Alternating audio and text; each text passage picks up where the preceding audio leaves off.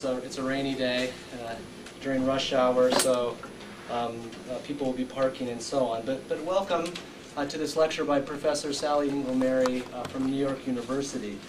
The last time I introduced Sally, I was trying to think about that. It would have been in 2004, 2005, and I had written up a typed presentation.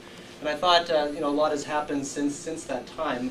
One of which is that she's added to her total of books by approximately 40%, publishing three books since 2005. So clearly, I wasn't able just simply to recycle the remarks from 2005. So let me give you a little sense of what this event is about, and then I want to say a little bit about Professor Mary.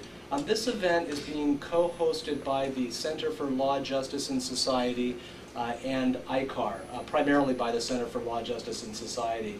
And this is a new center on campus, as many of you might know, which is dedicated to the study of law and society and culture.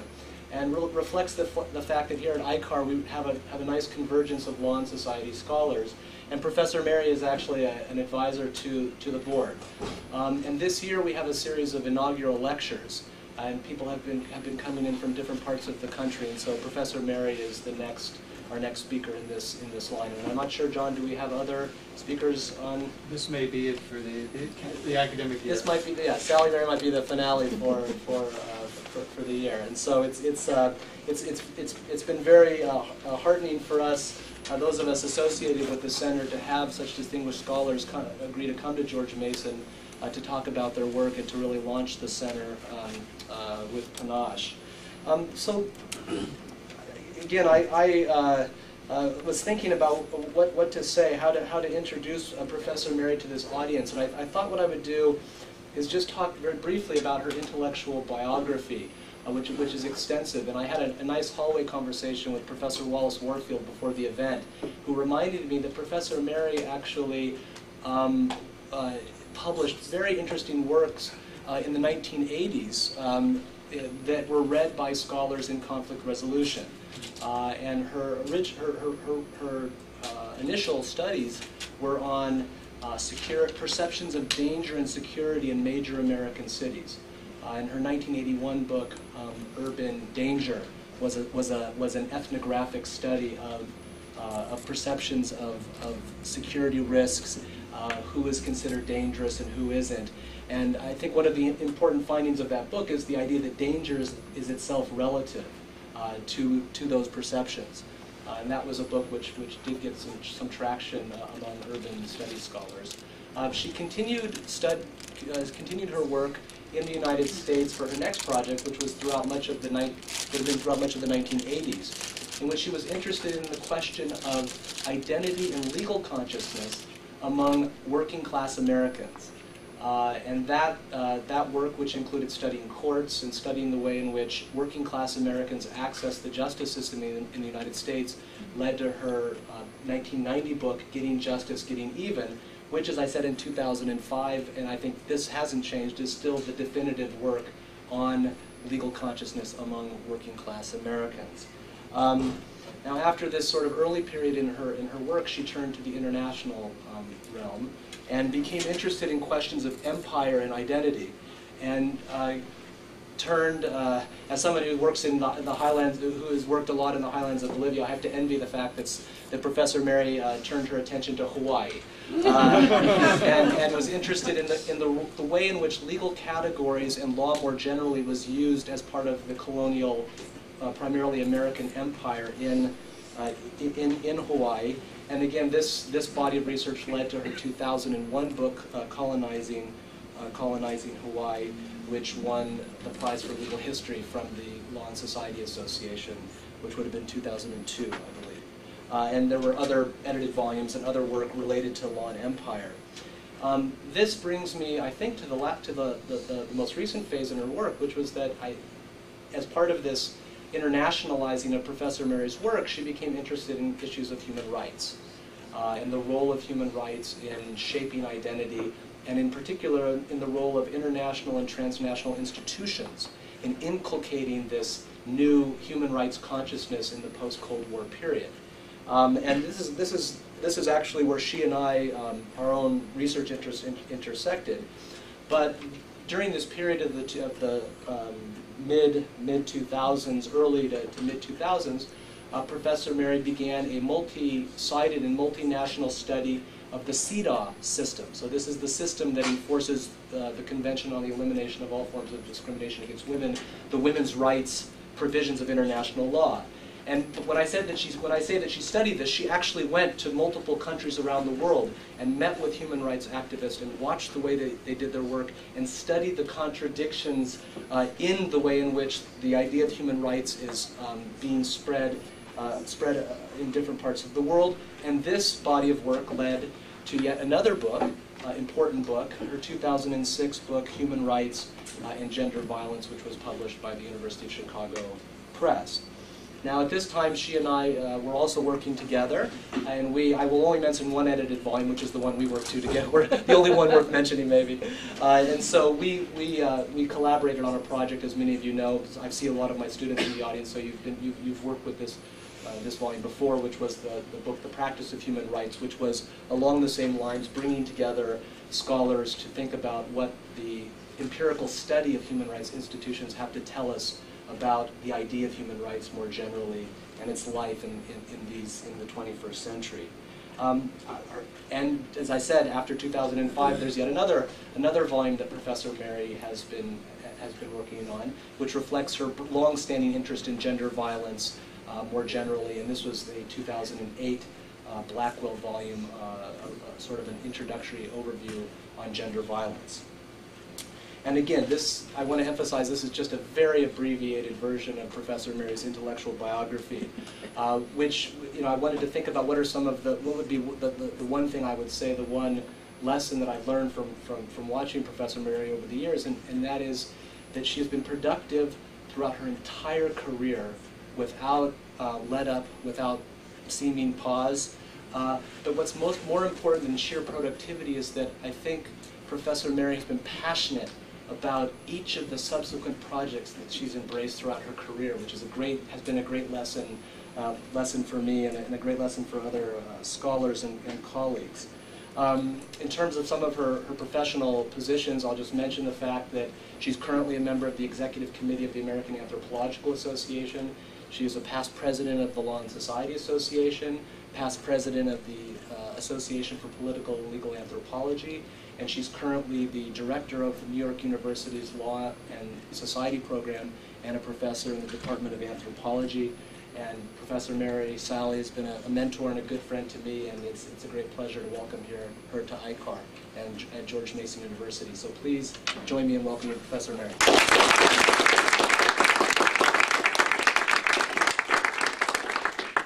Thank you very much, Mark, for a lovely introduction. It's always amazing when somebody actually takes the time to read your things and understand it and present it all so beautifully. I feel like you should just give my talk.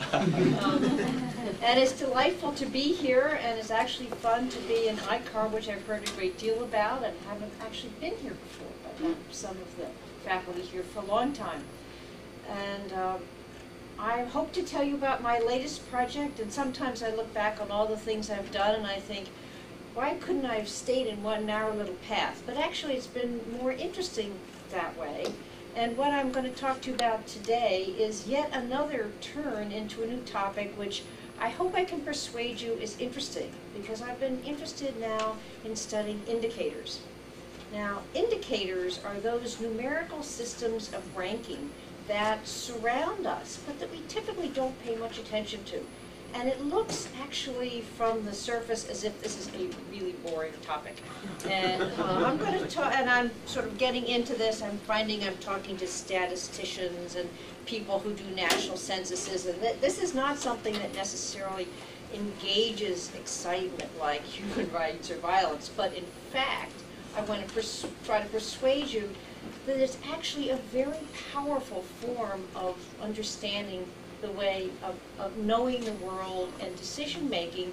And as I look at the way these things operate in the human rights system, I think I'm beginning to see a kind of hegemonic control that this technology of knowledge produces. So I'm going to tell you a little bit about this project, which is fairly new at this point, and I hope you will see that it follows on my previous work on how human rights works in practice. And it has been a great pleasure to work with Mark in developing this really different anthropological approach to understanding human rights. The anthropologists spent the 90s fighting about universalism and relativism, a kind of stark opposition which has turned out to be unproductive in practice, because what we find is that in practice you have lots of organizations and communities around the world appropriating bits and pieces and parts and dimensions of what human rights is, maybe outside the control of the overarching system altogether. And it's that focus on what's really going on in practice, both internationally and increasingly domestically, as a new U.S. human rights movement develops, that is the really exciting and interesting way to look at human rights. So that's my sort of bigger set of questions. And I got interested in indicators as a new technology of measuring human rights compliance and human rights enforcement, and understanding how it makes a difference, and how you even know whether people are following human rights or not. And I thought, I often find that when I start a new project, there's an aha moment when I say, ooh, there's something interesting here. And I usually know what this aha moment is, and I know it for this project. Because I was talking to a UN official who was trying to develop a measure of child protection that could be used to measure the quality of child protection globally. And one of the things that they were trying to measure was child marriage. I think it was child marriage, maybe early marriage, but one of the two. And so she said, well, you know, the problem is, what do we define as marriage? Is marriage the date, the age of betrothal? Is it the age of the ceremony? Is it the age of cohabitation? Or is it the age of first sex? This is a very complicated thing, marriage is. Well, you know, as an anthropologist, we know marriage is a very complicated thing. And so I was with her at this point, and then she said, so we decided on cohabitation. And I thought, now that moment, you take all the complexity that's out there and you say, okay, I'm making a decision. And it really made me wonder, who's making that decision? How much debate is there about this? And what difference does it make that we chose this measure rather than one of the other possible measures?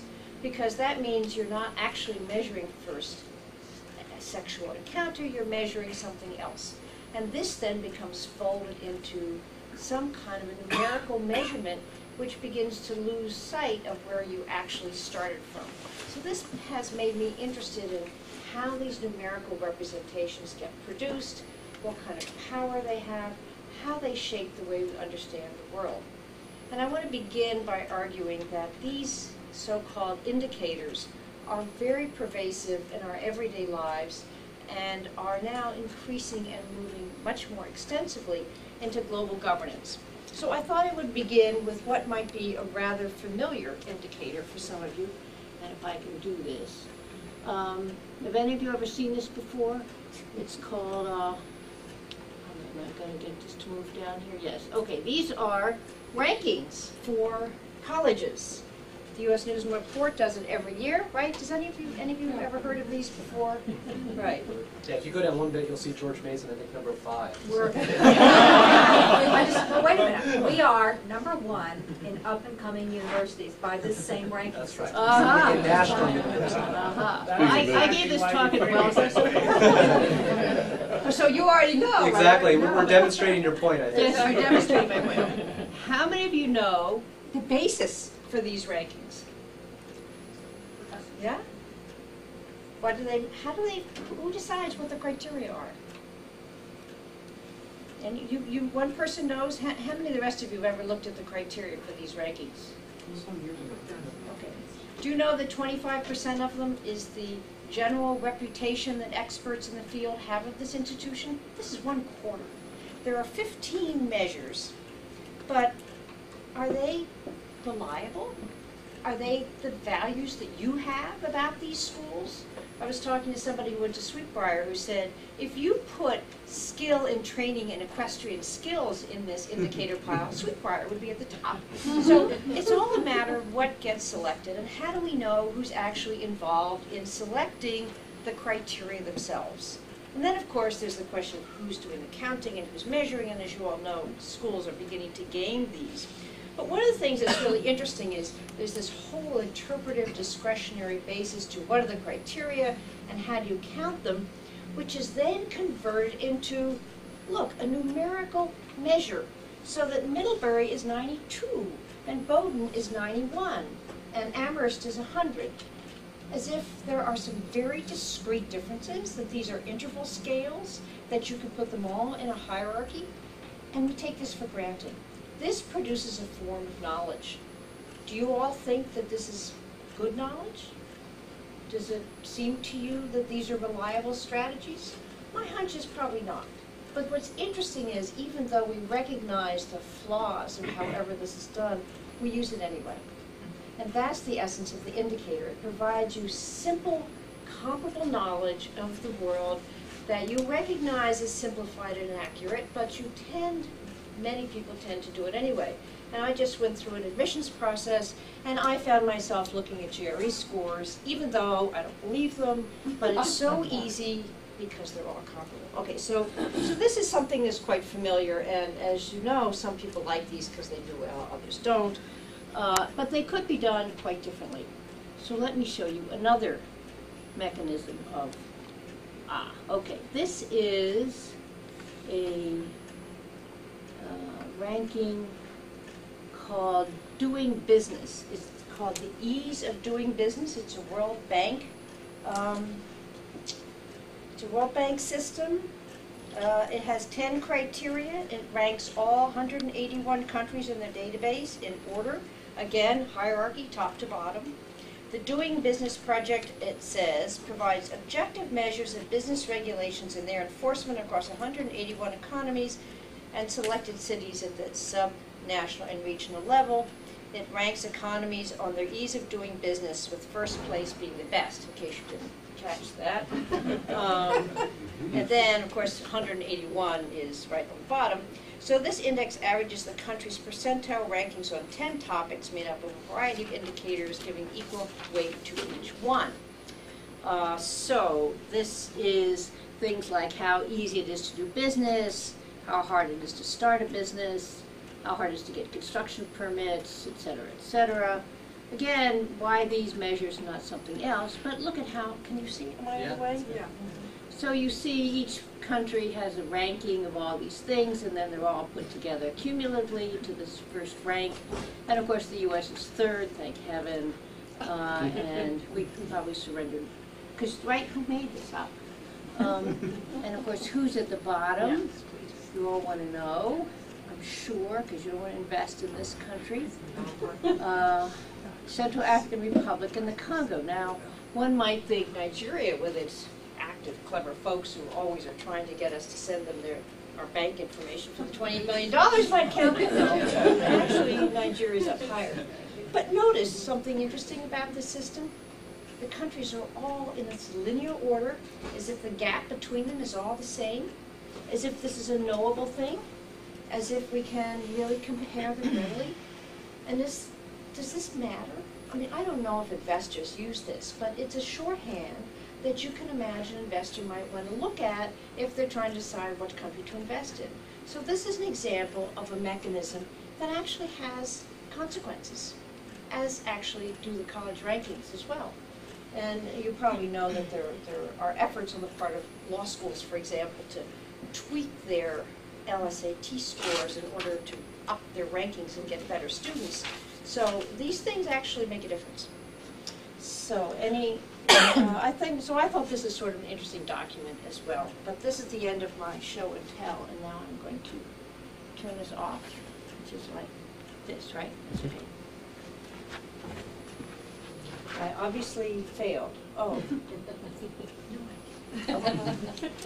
So what I want to do is talk to you about what happens when this technology of knowledge production moves into the area of human rights measuring. So, which is happening very rapidly. So, what are indicators? Can you hear me back there? Can you hear folks? Yeah. Okay, there are actually 4 seats right in the front, and I won't look if you want to come sit up here. That might be more comfortable. And there's another one right there. Okay. But if I'm not loud enough, let me know. I once spoke to a group of 90-year-old alums. At the end of my talk, all they could say was, "We could hear her." Okay. So my argument is that indicators are a form of knowledge, a way of generating and producing knowledge about the world that are used for decision making. Indicators are usually quantified, they summarize complex data, and make things comparable. So one of the interesting things about indicators is the way they take diverse phenomenon and rank them as if you can compare them readily, sort of like money that way. They are, in essence, simplifications used to make policy decisions. They should be unambiguous and easy to interpret.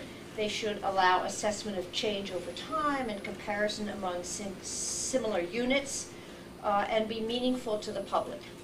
Are they accurate? Not necessarily. My argument is that they are based on lots of interpretive work, from what do you choose to label the thing, to what characteristics and criteria to use, and in fact, what kinds of data are available, which is becoming increasingly interesting as an issue once I get into this. They are, therefore, not only a form of knowledge. Oh, you all are probably familiar with these because we live with another indicator called grades that are so pervasive in our society that actually people sometimes interpret their own subjectivity through these indicators. And I've heard rumors that some people consider their merit and their value in life depending on what grades they got. So this is another way that we see the power of these indicators to shape who we think we are.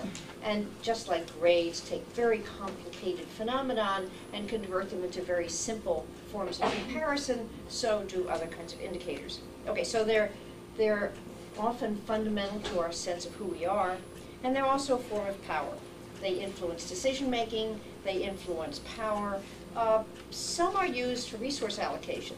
So the U.S. State Department, for example, has something called a Trafficking in Persons Report that measures the extent to which countries all over the world are doing things to deal with trafficking. And it has all the countries in the world ranked into 3 tiers, and then there's a tier 2 watch list. And countries that are bad in this categorization have faced sanctions. There is a new effort to develop indicators for the Millennium Development Goals, which are a set of general principles developed by a lot of countries in 2000. And they are indications that accomplishments of these MDG goals on the indicators may be related to the kind of aid you can get from the World Bank. The U.S. has a Millennium Challenge grant, which again depends on performance on indicators. So these are very often connected to allocations of resources.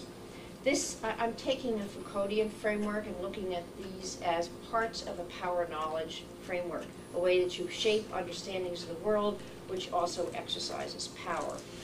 So these are increasingly used for global governance. We are probably familiar with the Human Development Index.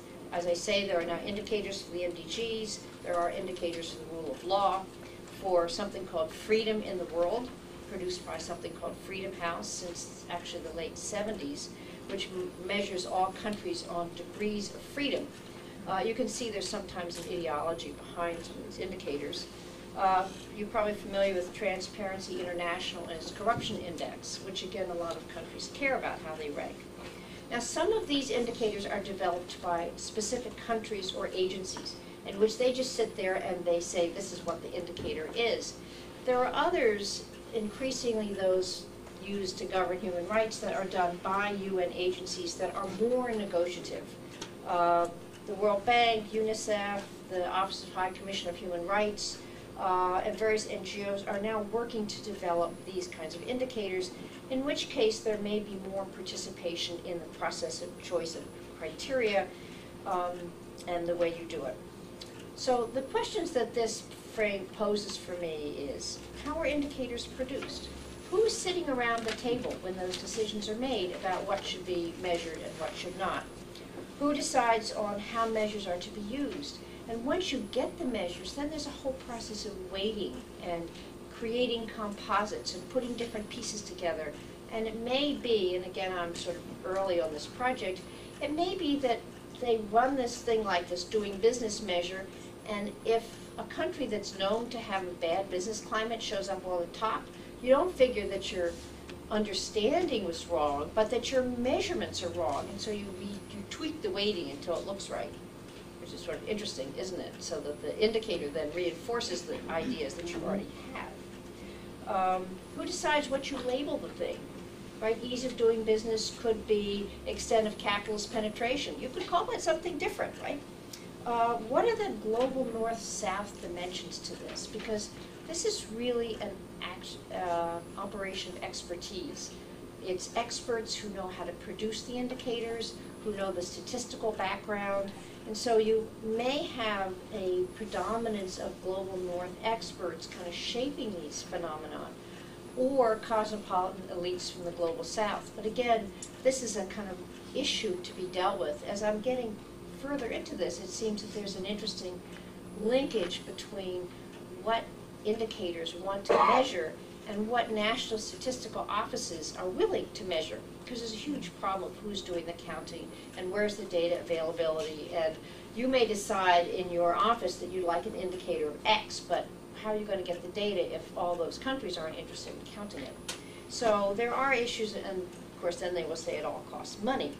So there are a lot of interesting issues about how is data collected, by whom, who pays for it.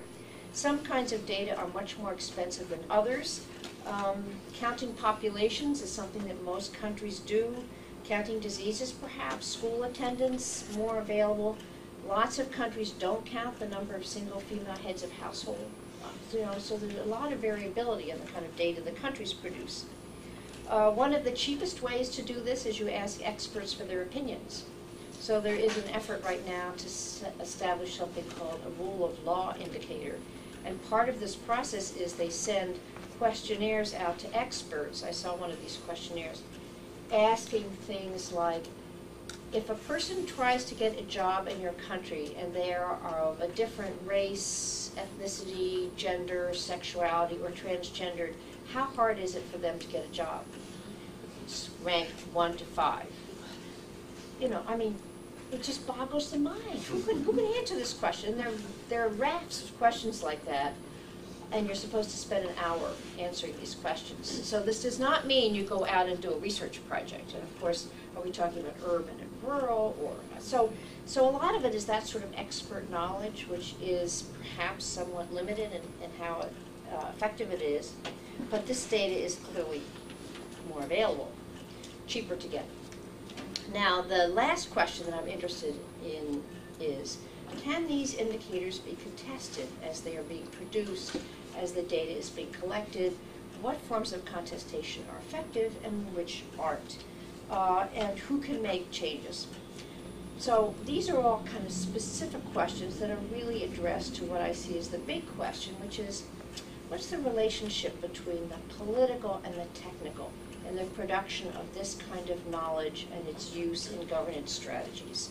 And it seems to me in many ways the political meanings of these things get buried in the technical questions about measurement and data and the expertise of the technical people. So the political merges from time to time, but this is really displacing or slippage from political decision-making and governance to a technical form of knowledge production. Last time I gave the talk, people got lost at this point. Are you okay with me? Yeah. Okay. So, it seems to me, just to do a little of my kind of Foucauldian framework, there are two sociological aspects to the rise of indicators. One is the way it produces knowledge, and the second is the way it shapes governance. If we look at the history of this kind of statistical knowledge, it's actually closely connected to the rise of the modern nation state. The idea of the census developed in the 1830s and 40s in parts of Europe as the idea of your population as a form of wealth took hold. It was not only a way for a country to assess its population and wealth, but also to determine problems. So some of the early studies would look at things like the incidence of public health problems, or the connection between early death and nursing. So it always had within it both a governance dimension and a reform dimension. And we still see those sort of dual tracks in the way indicators work. What's interesting from a knowledge perspective is that this takes complex situations and converts them into numbers. And what does it mean that your information is numerical? It tends to suggest objectivity, a form of science. It enables comparison and ranking. It suggests that this knowledge is open to public scrutiny and objectively knowable. So the key dimension of the power of indicators is the way they are able to convert complicated, contextually variable phenomena into unambiguous, clear, and impersonal measures. So they represent a technology of producing readily accessible and standardized forms of knowledge without the messiness of context, history, and so on. I must confess, as an anthropologist, this of course violates the way we understand the world, but I didn't want to let my values out here. My problem is that, of course, this is a technology now being used not just for governance, but by all sorts of reform movements. And groups that aren't happy with the way they're being measured typically don't object to the indicators per se, they just want them changed to reflect their own experience, which I'll talk about in a minute. So it's this sort of comparability that's interesting. Now these indicators not only reflect the social world, but in some ways they create it as they form these categories. One example from the work of Theodore Porter is the way categories of enumeration may be highly contingent at first, but as they get used to count and make things clear, they take on an identity and meaning of their own. And he uses the category of Hispanic in the U.S. Census as an example of this phenomenon. Now, this refers to a vast variety of nationalities, backgrounds, ethnicities, racial identities, but it has constructed itself as a sort of an existent identity through the way that the counting takes place. And of course, one of the most famous examples of this is the use of the census by Britain in India, where they took this vast diversity of castes and converted them into measurable categories that people could identify and name. So if we look at the category of untouchability, for example, people who are of lower caste status have very different kinds of exclusions and disabilities and ways that they are socially treated in different parts of India. But the British looked at all this diversity and decided that the touching between the upper caste and the lower caste was the fundamental criteria that they wanted to use to define caste. So they constructed this category of untouchability based on that criterion rather than all the others that they might have used. So again, you can see how indicators create the world through this categorization that they claim to measure. So this is kind of the knowledge side of it. Then there's the governance side, because they are widely used for decisions such as where to send foreign aid, where to focus on human rights violations, which countries offer the best conditions for business development, which countries are doing most to improve the well-being of their citizens, etc. Modern states use statistical information for things like deciding where to locate highways and railroads, where to build schools and hospitals, how to allocate taxes, and so on. One of the early origins of this notion of statistical decision-making came from the idea of cost-benefit analysis. And the idea was actually developed by French engineers in the 19th century who were trying to decide where to put railroads and canals. And of course, there were lots of political struggles. Everybody wanted them. So they thought, we will use cost-benefit analysis. We will say, here are the costs, here are the benefits, and therefore we can have an objective, open, transparent decision-making process. The only problem is, how do we decide what's the benefit? Is it the benefit now? Do we estimate the benefit for 5 years? Do we include the scenic value of riding down that railroad? Do we include whether or not you can put freight on that train or not, and how do we, so anyway, even in the middle of what looks like objective measurement, there's all sorts of interpretive work that takes place. But it does represent a change in how decision-making takes place. And again, to cite Porter, who argues that in the pre-modern world, aristocratic elites would rely on non-numerical, informal private knowledge to make decisions. And so the shift to the modern state was a shift away from this very privatized decision-making to something which is apparently open to public scrutiny, where there's data that can be brought to bear on the decision. But the irony is that that data that gets brought to bear is itself an interpretive, subjective kind of phenomenon. So on the one hand, the use of statistics looks like there's more democratic openness. On the other hand, this is a technology that tends to consolidate power in the hands of those with expert knowledge. In many situations, the turn to indicators as modes of governance does not end up eliminating the role of private knowledge and elite power, but replaces it with technical statistical expertise. And even Porter, who talks about the way this moves from private decision-making to sort of public scrutiny, points out that lots of the indicators are hard to understand and murky and in fact need to be interpreted by experts. So it is the experts who construct the measures and develop the processes of classification and counting that produce the numbers. So the deployment of statistical measures that replaces political debate with technical expertise and require people to interpret them. Now, having, as you can see, these are clearly technologies of control, but I want to also emphasize they are very fundamental technologies for reformers as well.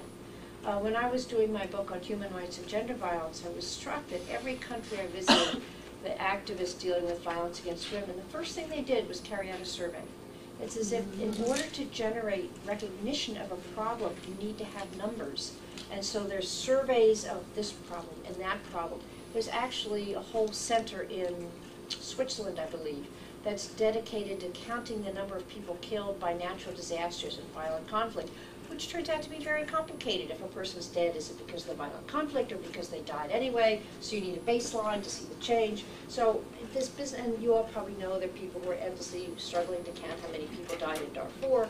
So that the use of these numbers, numerical data, and indicators of change is really fundamental to all kinds of reform movements. It's a technology now everybody is using. Probably this came from places like epidemiology, from economics, certainly from the development world, has been moved now into the human rights world. The human rights folks have resisted this in the past. And from governance, the census, that kind of statistical measure. Much of it actually was developed as part of the colonial control system as well. But at this point, we have indicators all over the place. And I want to talk to you now about the effort to create an indicator on violence against women. Should I stop at 5? You could. Okay. Should I wait and see if anybody's falls? A couple sharp claps away. Okay. Well, if, you know, you could always do the student thing. You close your books and you can walk out, then I'll stop. So there has been an interest in developing an indicator for violence against women globally since at least 1999. A lot of this indicator production stuff is post mid-90s, early 2000s, and it seems to be expanding. And the idea is, let's have a way of measuring violence against women around the world. It seems like a good idea, right? Generate interest, recognize how big the problem is, find some global measures of it. But there are some problems. Is it easy to measure violence against women? Well, no. It turns out it's very difficult. First of all, what do you include? Well, domestic violence. Do you differentiate between domestic violence between spouses, between intimate partners, between same-sex, opposite-sex couples? Well, so that's just the beginning. Do you include female genital cutting? Do you include honor killings? Do you include polygamy, which some people say is violence against women? What about child marriage? And at what age do we have child marriage? And then there's a whole problem about what we mean by marriage. Rape in wartime. So this is just the conceptual problem. We haven't even begun to address whether there's any data on all these points. So that's problem number one. Second problem is, what is it exactly that we count? How do we get the data? And there are basically two strategies. One is you do a survey of victims. You do a survey of everybody and you find out how many people are victims. This is what's called a prevalence strategy. So you contact people and you say, have you ever been the victim of violence against women? Notice that this is a deeply interpretive question, because you may not think that that slack that you got was violence against women. You may well think it was appropriate discipline because you didn't cook your meal right. And there are many parts of the world and many parts of this country where people begin to still think that way, although they begin to change their minds. So a person who's interviewed at one point may say something quite different about the same incident if they've gone through some kind of training program that says, oh, that's violence against women. So, or a law has been passed. So even this question is a very unstable kind of question. There was an interesting study that a colleague of mine did in a Chinese village where the women who were being hit by their husbands didn't say it was violence, they said they were fighting. Right, he was hitting and she was hitting, and so this was fighting. Now they were being injured, but it was not conceptualized in this victimhood language, and that's just a tiny example of the complexity. But then think about it. Are you going to call people on the phone? Well, not everybody has phones. Are you going to do an internet survey? Well, we can imagine globally that's very problematic. A mail survey, people don't respond. It turns out that face-to-face interviews are the best, but this is enormously expensive. Who's going to pay? And if you do it, if you want to look for changes over time, you need to keep redoing these surveys. And so we immediately get to the money problem. Okay, so that's the victimization survey. Clearly the preferred strategy that everybody has, but very problematic in terms of what you count and how you do it, who pays. The second approach is what's called administrative statistics. How many calls do you have to the police, to social services, to some body of government that keeps records? But as you all, I'm sure, know, not everybody calls the police. The police in different countries are more or less responsive, records are more or less kept, et cetera, et cetera. This is very problematic. So there is a tendency to move towards surveys, but they're typically not done by governments. So what we find, which is an interesting phenomenon in this world, is that a lot of the data that's produced is being done by international agencies and by NGOs. And they're actually, in one of the meetings I've been to of the UN Statistical Commission, did you know such a thing existed, was struggles between countries who said, look, you only have international data on our things like maternal mortality, and that's not accurate, it's wrong, it's different from our data. So then you begin to get contestation about whether that international agency's data is really appropriate or not, because these are actually politically fraught things. So given all this, there are several efforts to create this indicator, and I'm going to tell you about one of these initiatives, although there are others going on. And this is something organized by the UN Division on, let me get the correct, DAW, Division on Women, which is the Secretariat for the Commission on the Status of Women, otherwise known as CSW, which is working together with the UN Economic Commission for Europe, the Economic Commission for Latin America and the Caribbean, and the Economic and Social Commission for Asia and the Pacific regional UN bodies to develop some sort of a collective indicator. And the way this process happens is to begin with what's called an expert group meeting. And the expert group meeting is an interesting phenomenon, which is what I hope to study, and I've just found out I can go to my first one officially in a couple of weeks. Because you bring together academics, NGO leaders, some country representatives, to begin, countries who had experience, to see if you can come up with a plan. And the thing that these expert group meetings look like from reading the documents is that it's usually the academic who sets the framework. And this academic is usually from the global north. In the meeting I'm looking at from 2007, this was a professor in Britain who was basing her recommendations largely on surveys done of domestic violence against women in Britain. And as you can tell and imagine, the sort of cultural shape of moving from one place to another is certainly difficult. So the expert writes a report which sets out the general framework, and then the committee makes recommendations. So this can get very nitty-gritty, but let me try to kind of summarize it. So they had a meeting in Geneva in 2007, and the expert recommended there be surveys of women, that these surveys cover both what's called prevalence, i.e. asking the woman, have you ever been a victim, and incidence, how many times have you been a victim? The idea being that the incident data will fit better with the criminal justice data, but the problem is people may not remember.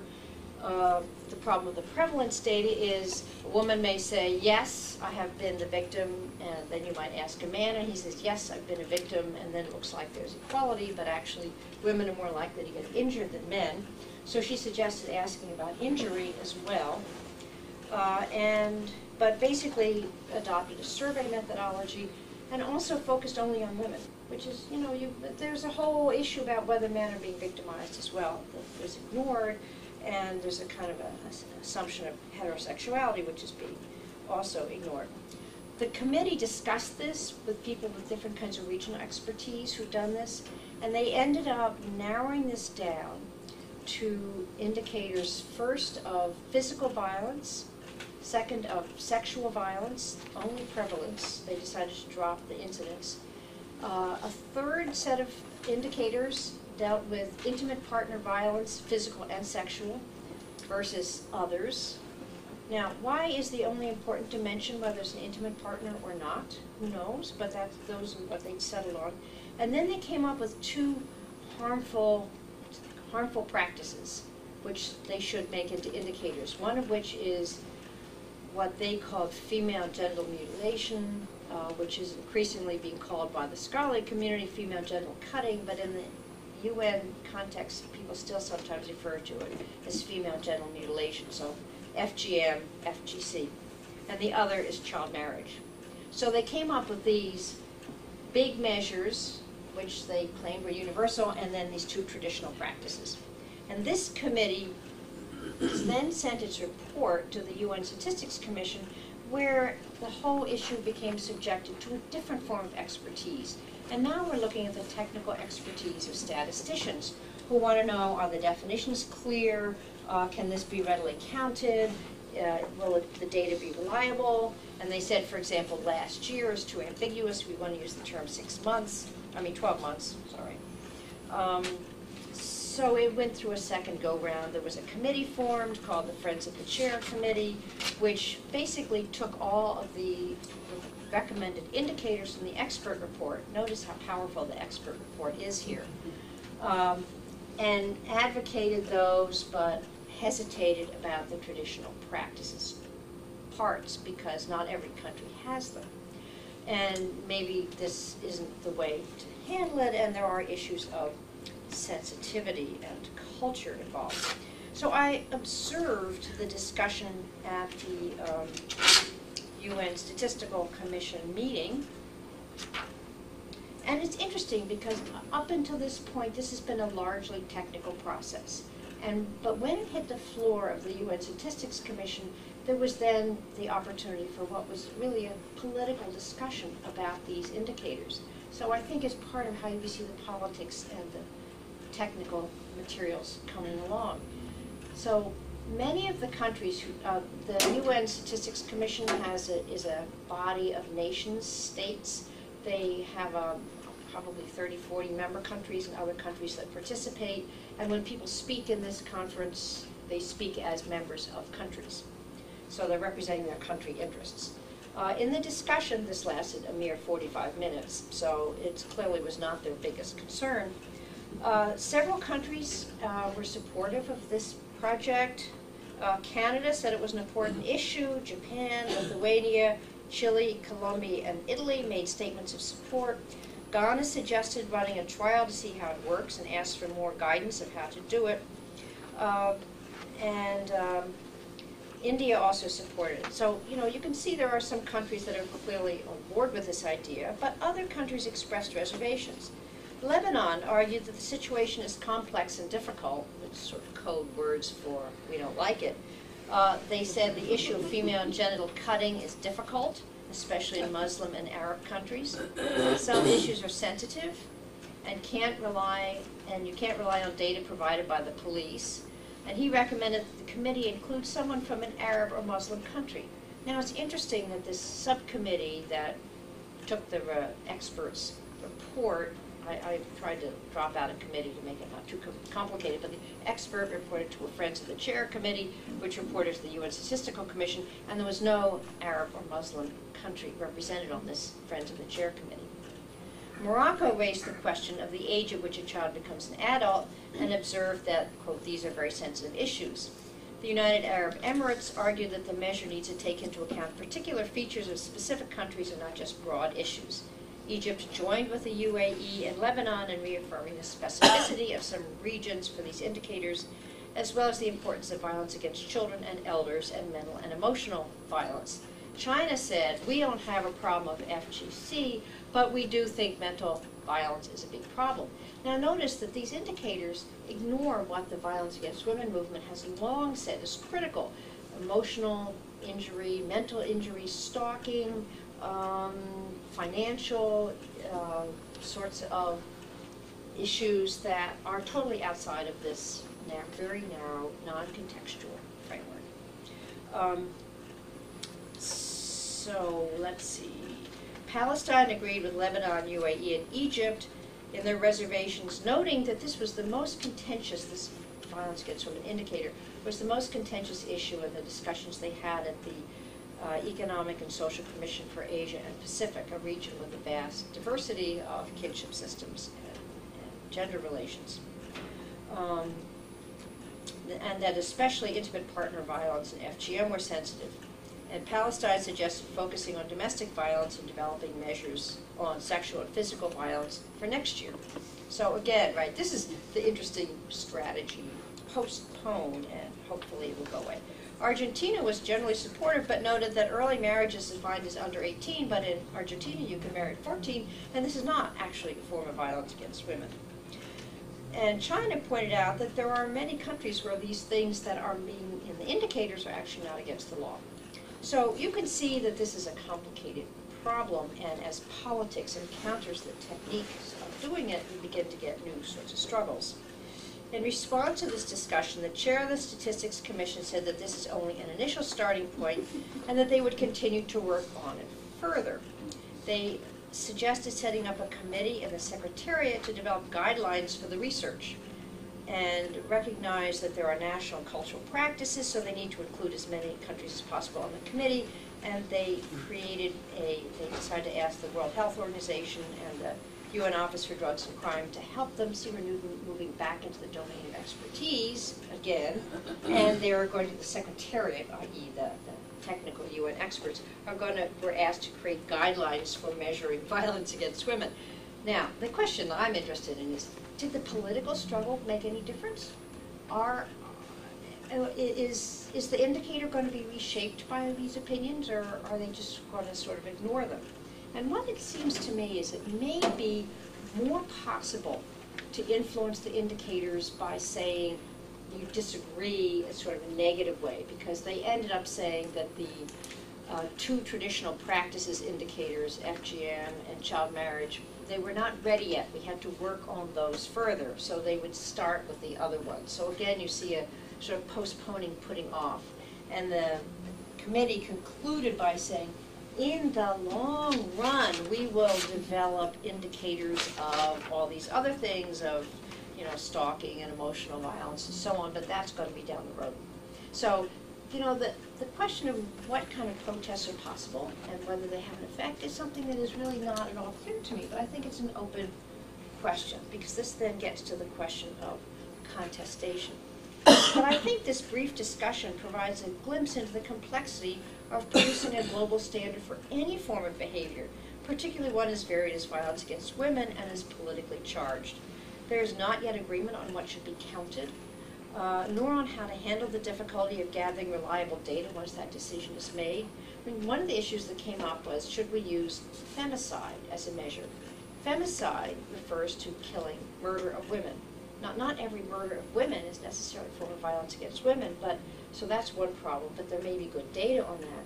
But do we include the killing of female fetuses because in families that want only a male child as femicide, or not?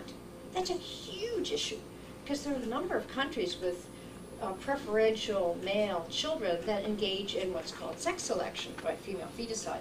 And if you put that into the box, you're going to have a very different measure than if you don't. Okay, so clearly this is very tricky, and where the data comes from is very tricky.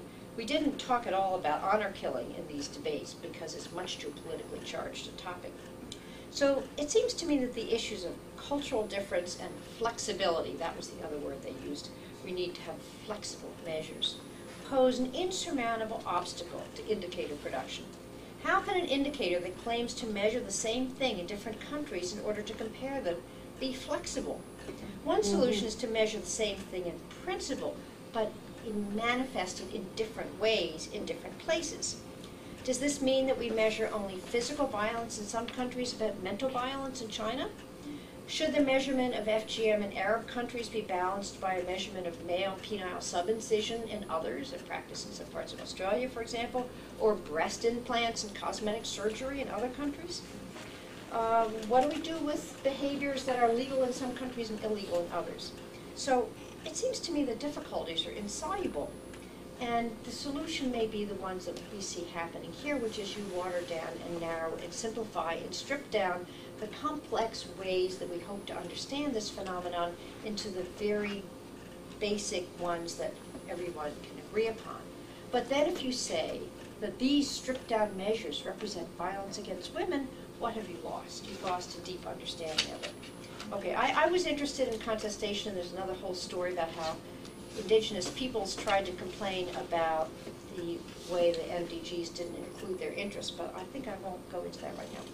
But so let me move to a conclusion, because it seems to me that this raises some interesting questions for us about how you can have an indicator at all, how the slippage between the political and the technical forms of power, the differences between indicators that are produced kind of in-house by a group of experts and those that are more subject to the kind of political discussions that we saw in this UN setting, although what the impact of those political discussions is, I think, is still an open question. In a way, and of course the way that the problems of counting drive what can be considered an indicator is enormously important. What's the data? Is the National Statistical Office going to buy into this? There are lots of countries that don't produce data, and so those who are making indicators produce dummy variables and find other ways to sort of make up the missing data, another interesting phenomenon. Sometimes I think this is a kind of securitization of political judgment, so you break it apart into measurable things, and we all know the problems of that. So this seems then, and then of course we have the problem with this expert body, of which there are, by the way, academics being very important contributors to the technology and the legitimacy of the system. This cosmopolitan world tends to be less interested in the complexities of culture, context, variability, history, those kinds of things, while their orientation is much more in this kind of transnational cosmopolitan world. And indeed, experts are often people who live in this world. So it seems to me that creating this measurable world involves a forcible extraction of simplified data, which are then represented in these orderly categories, which is in a sense a form of violence. In the process, political struggles for power are buried in technical issues of measurement, data production, and analysis. A simplification that provides a roadmap for the powerful, yet obscures the real relations of power and political struggles by which they're made.